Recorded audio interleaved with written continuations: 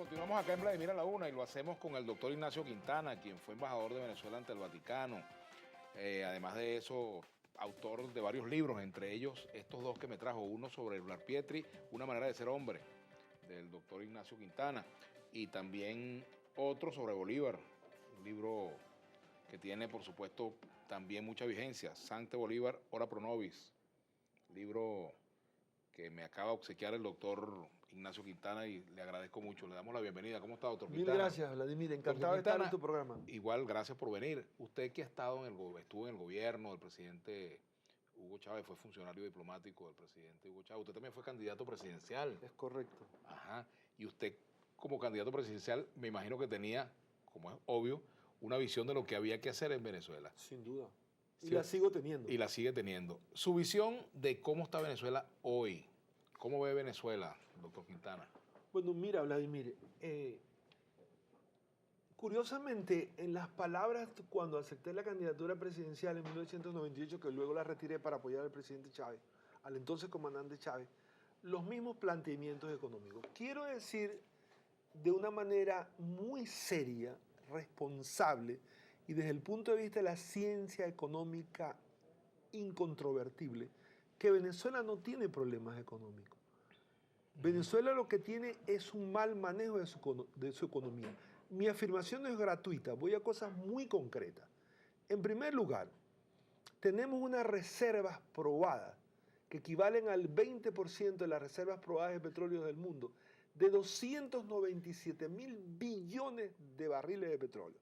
Es decir, que Venezuela podría gastar durante 300 años 1 billón de dólares anuales para convertir esto en un paraíso, y lo podríamos hacer. En segundo lugar, tenemos hierro, tenemos oro. En tercer lugar, el problema de la inflación ha sido mal manejado. La inflación es un asunto monetario, con toda la consideración que merecen, porque no es mi ánimo ni mi carácter maltratar nunca a nadie. La economía venezolana en estos últimos años ha sido manejada de una manera incompetente e ineficaz. Decía el gran economista George Marshall, una de las lumbreras de la economía, que cuando una economía no tenía éxito es porque estaba mal manejada, era un crimen económico. La inflación, no voy a repetir los lugares comunes a cómo está la inflación ni nada de eso, porque todo el mundo lo sabe. Vamos a lo práctico. ¿Cómo corregimos la inflación? Porque yo vine aquí a dar soluciones y mi contribución en esta exposición que estoy haciendo, gracias a tu benevolencia de invitarme a este programa, es una contribución patriótica porque a mí como a todos nos duele Venezuela. En primer lugar, ¿cómo corregimos la inflación? Resolviendo el problema monetario. Por supuesto, sería muy extenso, por eso voy a dar una cápsula. El problema monetario es controlar la masa monetaria, ¿no? Y eso no lo estamos haciendo. Y si no lo hacemos, esa inflación. Está el segundo aspecto de la productividad, que es más complejo porque eso exige tiempo. Pero voy al grano y a cosas precisas. El problema del abastecimiento. Venezuela puede resolver los problemas de abastecimiento en 30 días, en 60 días, en 90 días. Hay instituciones en el mundo, voy a un caso concreto, si por razones de enfrentamiento ideológico no queremos entendernos con los Estados Unidos, que por demás está decir, es una potencia, es la primera potencia económica del mundo, y el ministro Ramírez ha planteado la necesidad de entenderse, ahorita en este momento que yo estoy hablando, porque los cables así lo ratifican, está en Nueva York negociando un empréstito con los grandes capitales. Cuando el presidente de China vino aquí, ¿cuál es el banco que está actuando? Citibank, Eximbank. Entonces tendríamos que ser muy torpes de no entender cómo lo hacen los chinos, que son los principales socios de la economía norteamericana. La economía, hay una frase que uso en un libro que estoy escribiendo de economía, que aparecerá el año próximo, donde digo, así como el helenismo hizo posible el imperio romano, el norteamericanismo hace posible el imperio chino. Pero voy a cosas concretas, porque no hay que afirmar, hay que demostrar. ¿Sabes cuántos trillones de dólares tiene invertido China en bonos del Tesoro americano? 1.6 trillones. ¿Sabes cuántos billones de dólares tiene invertido los Estados Unidos en China? 247 billones de dólares. ¿Sabes cuántas empresas norteamericanas hay en China? Superan el centenar. ¿Y cuántas empresas chinas hay en los Estados Unidos? Entonces, ¿de qué estamos hablando? O entendemos el mundo que vivimos. Y quiero remitirme de una manera precisa y concisa a las palabras del presidente chino, que seguí con mucha atención, tanto el discurso del señor presidente de China, que habló 15 minutos, y el discurso del señor presidente de Venezuela, que habló 25 minutos. Lo seguí con puntos y comas. ¿De qué habló el presidente de China? Capitales, inversión, productividad, negocio. Usted nunca oyó una palabra que no saliera de estos esquemas.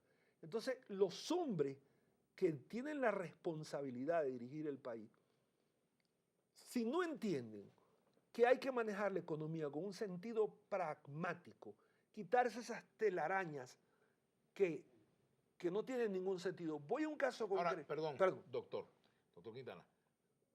Manejarlo en un sentido pragmático, ¿cómo hacer para manejarlo en un sentido pragmático y no romper con lo que es una orientación política fundamental de evitar perjudicar a los más pobres, por ejemplo? ¿Cómo hacer con alguna medida económica? Hay un minuto, ahí tienes a China. Mira, Ajá. me he referido a China porque he estudiado mucho China.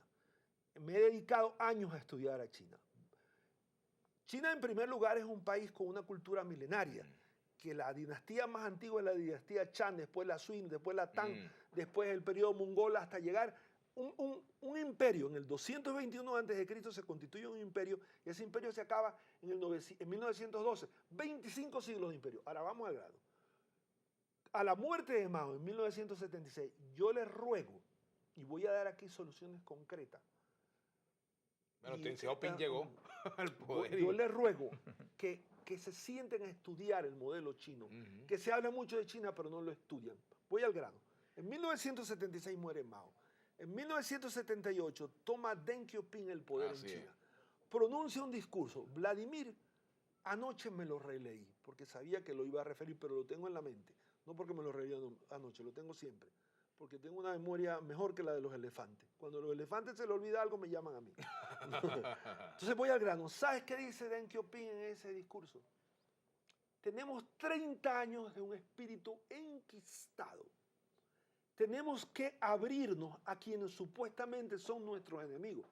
Se refería a los Estados Unidos. Tenemos que mejorar la agricultura, tenemos que mejorar la industria, tenemos que mejorar las finanzas. Bueno, esto lo hace Deng Xiaoping el 28 de octubre de 1978 frente al 12º Congreso del Partido Comunista. Pero viene algo más importante de todo eso. Inmediatamente, ¿qué hace Deng Xiaoping? El 28 de junio del año 1979 se va a los Estados Unidos y es recibido por el presidente Carter. ¿Y sabes qué hace después de ser recibido por el presidente Carter y por todos los poderes del establishment norteamericano? Va y visita la fábrica de Coca-Cola en Atlanta y pacta la construcción de una fábrica de Coca-Cola en Shanghái. Y después de que visita la fábrica de Coca-Cola en Atlanta, va y visita la fábrica de Boeing. Y se empieza aquel flujo de capitales entre Norteamérica y China. Pero no me quiero salir del foco. El esquema de Deng Xiaoping hay que estudiarlo, hay que revisarlo. Deng Xiaoping llega al poder en 1978 y es muy importante, y te he traído esto. Por supuesto, no iba a traer ese libraco, traje la página del informe de Naciones Unidas de 1960. En 1960, Vladimir, como tú observas aquí, países intermedios desarrollados, Venezuela está. Países subdesarrollados, está China. Quiero que lo verifiques tú. Sí. No, pero observa esto. Sí, aquí está. Venezuela estaba por encima de China. Ahora la gran pregunta es esta. ¿Por qué China, en una generación, en 30 años, eso no es un informe parcializado, sesgado, es un informe de las Naciones Unidas, ¿no? Eso no es un informe de Ignacio Quintana, es un informe científicamente objetivo. La pregunta que habría que hacerse es esta, Vladimir Villegas, mi estimado amigo. ¿Por qué China logra en una generación volverse una potencia económica. Y nosotros no lo hemos logrado. Te lo voy a decir porque... Vamos a hacerlo al retorno de la ¿Cómo pausa no? con el doctor Ignacio Encantado. Quintana. Seguiremos hablando y de cuáles son las recomendaciones concretas Sí, voy a eso. para el presidente Nicolás Maduro. He sido muy Para el concreto. gobierno, ¿no?